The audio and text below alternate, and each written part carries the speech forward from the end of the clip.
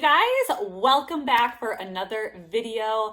I am so excited to share with you how I do notebooking in my homeschool to help my kids retain everything that I am trying to teach them, how easy, simple, how you can literally do it with kids that don't know how to write, but they can draw pictures, all the way through until high school, how I organize it. This is a really amazing tool that you can have in your arsenal of homeschooling, and I'm really excited to share it with you today.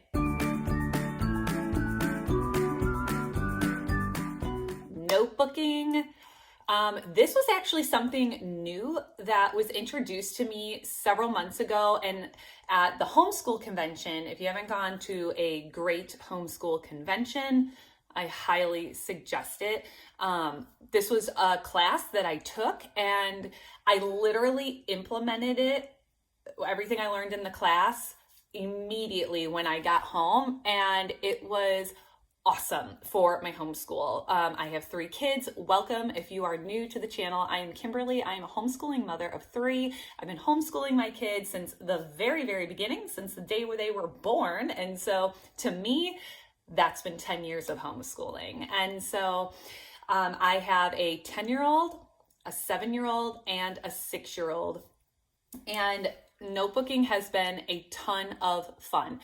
I'm sure in the Charlotte Mason world, notebooking is something that is super duper common. I'm extremely eclectic in my homeschooling. I really love to pull from all sorts of different methodologies and ideologies and really custom make my kids' learning experiences really unique to them. And so I like to pull from everywhere. I'm not like a purist. And so I hope in this video you're going to be able to get some nuggets of information that is going to be helpful to you, maybe make a little changes in your homeschool, or maybe elevate some areas in your homeschool through notebooking. So to me, notebooking is creativity with a purpose. And I have some notes here written down. Why is notebooking really effective as a curriculum or used with your curriculum? Well, for one, it's really anything that's going to pique the interest of your child, and they're going to be engaging with the material. They're going to have to think about whatever was taught to them or they watched on a video. And so that is one way, by thinking through that material or that novel that you read or whatever it is, it's going to pique their interest. And by thinking that through, they're really going to be engaging with that knowledge. And because they are thinking about that, it's going to create retention in whatever it is that you are wanting them to remember, because you presented information with them right now. So that's in their short-term memory, and they're thinking it through and they're engaging with that. And then it's going to move it to the long-term memory for them. It also just develops confidence in your kids that they are, learning things, and it's going to help them love learning because it's not boring. And so we were in a slump in our homeschool where after we would do table time, I would do my read alouds, and I would have 2 to 3 things that I would read aloud to my kids, totally different subject matters. It may be like a science book or a geography book, along with this humongous book that I love called The Book of Virtues. And, you can always narrate. If your child doesn't want to do a notebooking page, do not force them to do it. You could just say, hey, let's narrate what I read to you. So again, they have to engage with what they heard and repeat back to you, and it's going to move that into the long-term memory. Or they can draw pictures if they don't know how to write yet, about what they learned, and then they can explain it to you, what they drew, even if it doesn't even look like what you were talking about, they know. And so they're engaging with that information. They are drawing or writing. And if they're older, upper elementary, middle school, high school, they can do written narrations along with pictures. And so it's not just dry, it's also really creative because they can draw too. Also, what I think is great about notebooking is that it's going to create a family like methodology.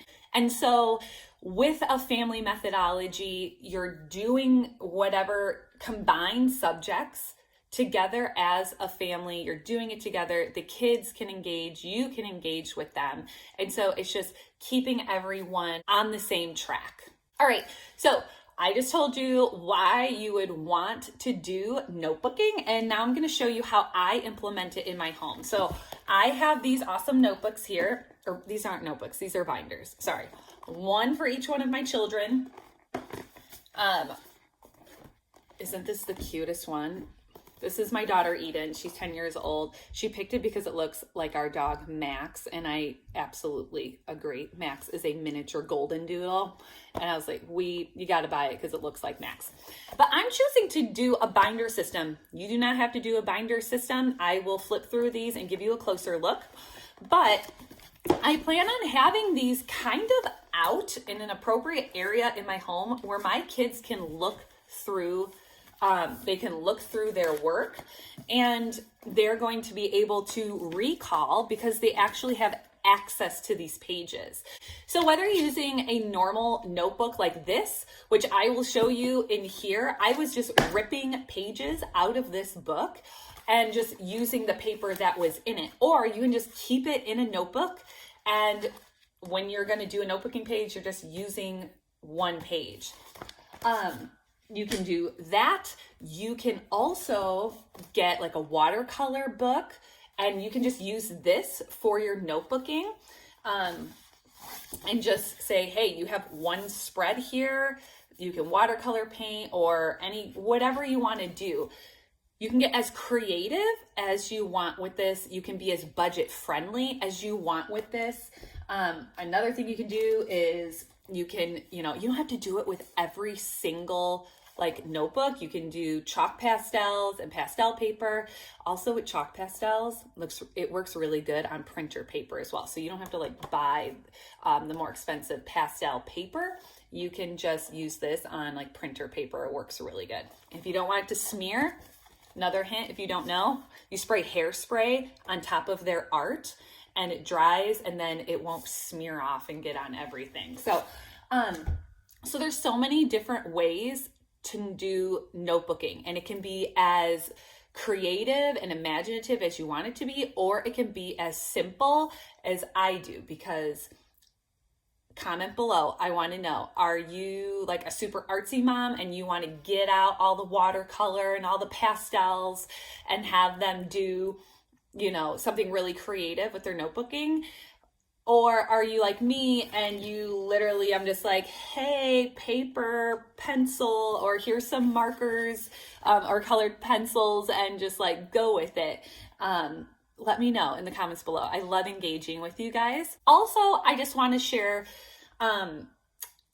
you don't have to do notebooking with every single subject. You can literally just buy one of these for every single subject, and then you have record keeping of what you are learning, which if you live in a state where you need to keep a lot of record keeping or a portfolio, I do not. So things may be a little different for me than it is for you, but you could do one notebook for every subject that you want to do notebooking in, or you can just have it all in one and just have, less books laying around. Also, you can have them notebook every single day for whatever you are teaching them, or you can just do it once a week. So you can, do your homeschool that week and then be like, okay, you guys, let's make a notebooking page or two of whatever we were learning, and like draw pictures, write, label things, write a little paragraph, whatever they can recall. So the choice is yours. You can do it as often during the week as you want, or as little as you want, depending on what you have time for, your kids' personalities, and the type of record keeping that you want. All right. The next thing to make notebooking really, really enjoyable, or just more enjoyable with your kids, and this is going to be hard for you as the parent, because it is really hard for me, especially as a type A person that just really wants to make sure that things are done correctly. I'm going to tell you this, and I've learned this. I really took this to heart when I took the class on notebooking, is do not correct the notebooking pages of your kids. Like, is that blowing your mind right now? You're going to see misspellings. You're going to see scribbles like all over the page. You're going to see things that are going to make you cringe. I'm just going to throw it out there. Do not correct the notebooking pages. This is supposed to be an open expression of your child's thoughts, what you taught them, and how they want to interpret that. Even if they have a really bad attitude and they don't want to do it, and so they're just like, and they're all over the page. I mean, you don't want them to be, super disrespectful and nasty, but even by honoring them as a person and being like, I know you really don't want to do this notebooking page right now. Would you rather narrate to me, or would you rather draw something? Or do you want me to dictate for you? Tell me everything. I'll write it down and you can draw a little picture on the side. By not correcting them when you see a page, I'm just gonna, let's see, I'm gonna look through here really quick. And okay, here's an awesome. We were learning about the solar system and space. This is my 10-year-old. We're not great spellers, and that's okay. But if you look, she was talking about the earth and how it rotates and goes around the sun and whatever else. And so based on the chapter we were reading, she was writing down her title. I don't even really know what that says. To me, it's like strategize of the earth, but no, it's, how it's going around the sun and whatever else. And she is just not a great speller. But you know what? When I saw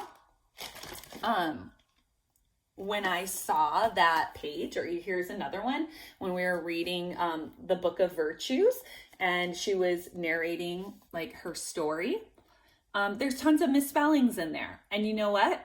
That's okay, because she was thinking that through. She was moving it from her short-term memory into her long-term memory. And she was using her letter sounds. She was putting in an honest, good effort for me. And how could I criticize her for that? That's why when we do reading, or we do copy work, or we do other things in our homeschool, it's going to correct itself. Another thing that I learned was notebooking, whether it's writing it out or drawing, it's going to create really amazing writers, because you're just letting them get it out on the page, and it really helps develop writing. So like I said, you're going to want to correct things, but you don't want to. You want to encourage them that they did a rock star job. You thank them, and then you celebrate it by putting it in the notebook or the binder, or however you want to document it. For a job well done, that they put in a good effort. So you may be wondering, when do you notebook? Like, when should I be doing a notebook page in my homeschool? So I have a few things written down. The way I do it is after reading a segment of a book. So maybe like we read a science, like a Who Was like science book or something like that. Maybe you read a couple chapters. You may want to have your kids do a notebooking page about that so they don't forget. The same with history or whatever. So you can read a segment of a book. They can orally narrate to you, or they can do a notebooking page, or both. You can do a notebooking page after you have finished a novel. So you don't have to have them notebooking all the way through that novel, but at the end you can be like, hey, what was your favorite part of this novel? draw a picture, write a little bit about it, tell me why. After watching an educational video, what I did, and let's see, here, I'll show you my 7-year-old. This literally was just last week, maybe a week and a half ago. I was like, oh my gosh, you guys need to use your brain. It's summer, summer break, right? And we homeschool all year long, but it's definitely really casual. And so I said, you need to go watch an episode of Wild Kratts. So we stream our TV. And so Mia, and then I told her, you need to do a notebooking page afterwards and tell me what you learned. So this is Mia's. It was just on a sheet of printer paper. She did mountain goat. So she asked me how to spell mountain and goat. And so I told her, and she wrote at the top. And I don't know if you can see because I have them in paper protectors, but this was her telling me, and she did a full narration. She knew exactly what she drew and everything. This is their eyes and how goats have oval, like different shaped pupils and something else with the eye. And then this is her mountain and how they climb up on the mountain. And then this is her thing about the mountain goat. And then as she was explaining this mountain goat to me and all of its adaptations and where they live and all the things, right? Moving that information from the short-term memory to the long-term memory. She went, oh no, I need to add something to my picture. And she added these little nubs to the feet. She's like, they're like thumbs. When the mountain goats, start climbing and everything, these little nubs will like stop them from, give them balance, like hook onto things while they're climbing so they don't fall down. I mean, that girl is paying attention. And then she wrote her name and then the date here in the corner. I was just like, yep, notebooking works. And she's going to remember all that information about the mountain goat so much better because she had to engage with that information that she watched on television, and she then had to draw a picture or write about it. Another thing you can use for notebooking is after audio. We listen to a ton of audiobooks in our car while we're driving. Most of the time. And so after hearing a piece of audio, you could have your kids do a notebooking page about it. Another really great one, which I wish I started earlier, but it didn't even dawn on me. Have your kids do a notebooking page after a field trip. Like literally, you could have the stuff in the car and you could have them do a notebooking page like with pencil in the car on the way home. They're going to remember it. I don't know how many little mini field trips, especially when your kids are younger, we went on, and I was like, hey, like a day or two later, what was your favorite part about, going to the apple orchard and seeing how they made apple cider? And they're like, I don't know. I don't remember. Well, maybe if they drew some pictures about it and then they can look at it, they would have remembered a lot better. So after field trips is a great one. And then lastly, you can have them do notebooking pages during or after a really big project that maybe your curriculum asked you to do. All right, you guys, I'm going to flip this camera around and show you inside of my kids' binders. My little guy, who is going to be 6 here, any day now, he has less pages than his sisters, and that's okay. He chose to do more, screaming in the background. He chose to do more oral narrations than drawing because, not every kid loves to draw or write, but when they're in the mood, we always present the option to them. So, let's flip this around and you will see inside my kids' binders and how I organize our notebooking pages. All right, you guys, this is the book for Eli. And I got these at Walmart. I let them pick out their own binder. And here we go. My little guy, being that he is 5, almost 6, he's not really writing words too much. He also doesn't like to write very much. So when you're looking at this, you may be like, oh, this isn't very exciting. But if I show him this notebook, he knows exactly what these pictures are and can recall directly back to what we read And he knows the information. So we were learning about the Channel Islands in this one. And then we did a lot of solar system work. And so he asks me to label things. I absolutely label things for him. Not a problem. We were learning about Galileo and the telescope. And, you know, in other stories, because we do more than one reading. So these are going to be pages from a lot of different sources. So this is a flag. And then more solar system. Now, remember I said my daughter did Wildcrats and then she did that goat thing? Well, he couldn't find a piece of paper. And so he just found like this piece of cardboard and he drew, this is supposed to be a dodo bird because Wildcrats was talking about extinct animals. And this was some type of tiger, he said, that is extinct. And then he could tell me what is extinction and he totally knows. So another reason why I am loving the binder system is because I can put the sheets of paper in between our page protectors. So I just do back-to-back pages. And that's just how I'm choosing to do it right now, just for something a little bit compact, protected, and also a little budget friendly. And so I'm not running around trying to find supplies for everything. Every one of my kids has a chunk of 150 sheets of loose leaf paper. And so I was like, you know what? I'm going to put this in here. And I always just give them one sheet. And sometimes I'll put it on a clipboard for them because we're usually doing notebooking in the living room, on the floor while I'm reading. And so I can just take this out, put it on a clipboard, and we always have paper ready. And then I just put several sheet protectors in the back. So when they're done, I can slide it here and just put it in here and it's just documented. And I can leave these out somewhere where the kids can just openly engage them all the time. So that is my youngest. And then my middle child, who's 14 months older, this is the binder she chose. She's very artistic, and she's just starting to get into drawing. And so she is writing and doing a little bit of copy work of, you know, like our stories that we do in our book of virtues and Icarus and, you know, how he gets too close to the sun and our solar system studies.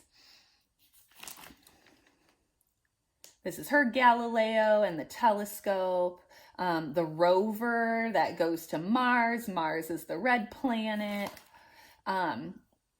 This is also from our book of virtues, the silent couple.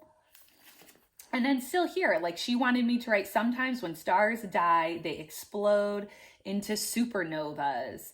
And then this is the god of Mercury. And then she wrote supernova in her little thing, her moon, Earth, Venus, and their like temperatures. She is really, you know, she knows what she's doing. She understands what she is learning.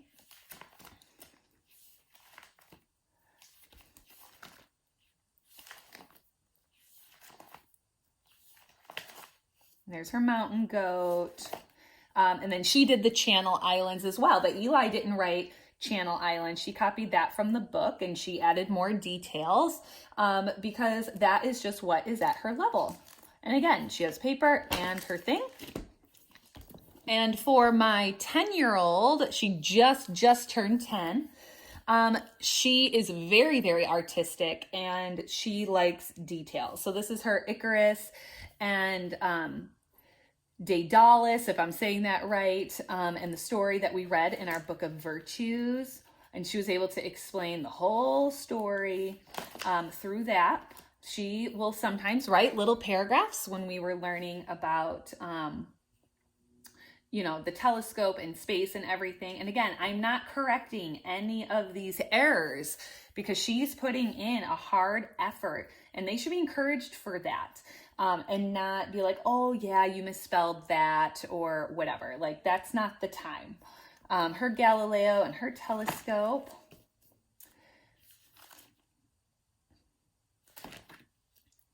More about Mars.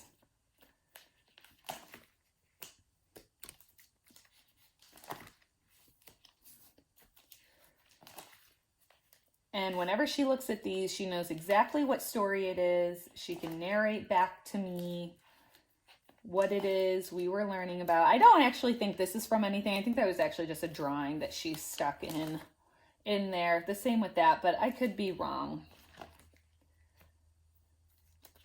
And this got wet. This was really cute. This was a really cute story in the Book of Virtues about a giant. And then that's her picture of the Channel Islands. So also, another thing I wanted to add in before we wrap up this video is the history behind notebooking. So way back in the day, we're talking at like the founding fathers and before, men used to walk around with little tiny notebooks in their pockets, and they would, what was interesting, you can see these notebooks. I'm going to try to find some pictures and put them up for you. You can see these pocket notebooks that were left behind from really famous people way back in the day, that they would just carry with them. What's interesting is when you look back at the history and you look at the personal possessions of men back during like the founding fathers time, it would have been easier to count the amount of men who did not carry a small pocket notebook with them than it would have been to try to count the amount of men who carried one with them. And why they would carry pocket notebooks with them is literally when you go through and read through the ones that we have, like in museums, like Alexander Graham Bell, like Einstein, Thomas Jefferson, things like that. They're writing down just their thoughts on things. They're writing down, they're drawing pictures of ideas or like machinery or, inventions, or if they heard a really cool quote from someone or they read something and they didn't want to forget it, they would write it down in their pocket notebooks, and they always had something to reference back to. So, notebooking has been around for hundreds and hundreds, possibly thousands of years. And so, maybe not thousands of years, but you know what I mean, since paper. And so it is a very valuable tool to use in helping our kids learn, remember the things that are just important. And so I hope you guys got some really great nuggets of information about notebooking, ways that you can also implement it in your home, whether you want to go an expensive route or you want to go a cheap route. Another quick thing that just popped into my head is you could get really beautiful, like hardback notebooks. There'll probably be more like art notebooks, whether they're watercolor paper or thicker, heavier media, but it would look more like a photo album. And you could have these on your shelf because they have, beautiful hard single cover, like canvas. You could have them lined up in your home on the bookshelf with your your photo albums, and they could just be things that people thumb through while they are at your home, like a photo album, and your kids could just always have access to their knowledge and their creation. So that's another way. You don't have to have if you think the binder system is big and ugly and you don't want to deal with that, you certainly don't have to. The sky is the limit. So I hope you guys got some value out of this video. Please give it a thumbs up, and I hope to see you in the next one. Bye.